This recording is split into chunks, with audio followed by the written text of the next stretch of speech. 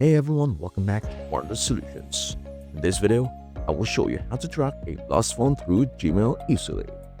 Here's what we will cover: how to find your device through Gmail, what options you have to locate or secure it. Let's get started.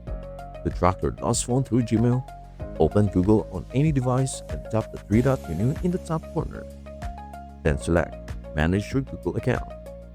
Next, go to the Security tab and scroll down until you see the Your Devices section.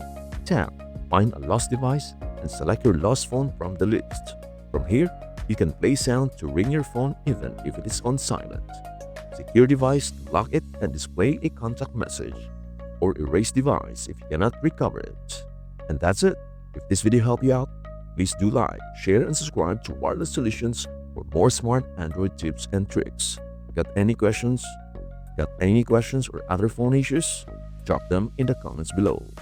And hey, this tutorial is for locating your own device through your Google account. Do not use these steps to track someone else's phone. Wireless Solutions is not responsible for any misuse of this information.